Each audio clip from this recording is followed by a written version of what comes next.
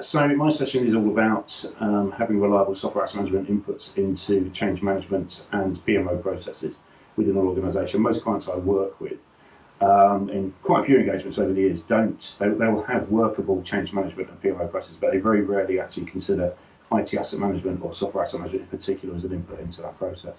And my session is about trying to get them thinking about how they can do that.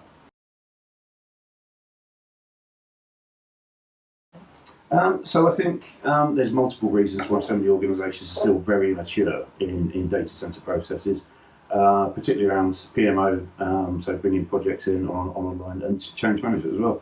But I think there's all sorts of factors that play into this, and I'm going to cover these in the session anyway. There's things like lack of stakeholder buy-in, lack of sponsorship from the executives. I think you get situations where other stakeholders within the organisation don't realise the true value of software asset management. They think the SAM team are just there to buy licenses, and you get people. I don't want to slow down my processes with additional checkpoints. Just we can tell you what license you need to buy, and I think it's a real issue in the industry today. And I think it really plays into the cloud thing as well, as I said earlier, where you've got organisations moving into the cloud and they're not managing on-premise data centre licenses properly first. So I think the key is to actually get that maturity in there before you actually migrate out to the cloud, if you can do that. And obviously that's not always viable, depending on what the organisation and the CIO wants to do. So in terms of risk, obviously, if you're not getting your software asset management and software licensing correct in the data centre, I mean, obviously that can open you up to a whole world of pain and compliance issues. If you're audited by a major vendor like Oracle, IBM, Microsoft, it could cause you a lot of pain financially. So obviously making sure that the processes are in place around your data center and manage them proactively leaves you in a really good space if one of the vendors does come into audit.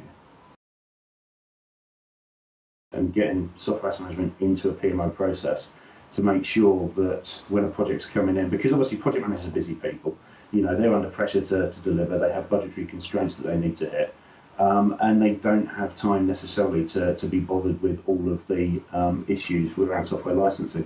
So if a good SAM team or a good ITAM team can actually come in and take that weight off their shoulders and work in conjunction with the project management office timeline to make sure that at the right checkpoints you've got the data ready for them, they know what they're doing, it feeds into the design. I think that's so much better for everyone, and it does help project managers deliver a project on time and under budget if they can. Barry will be speaking at both our Australia and US conference. To learn more about his session, head to itassetmanagement.net/events.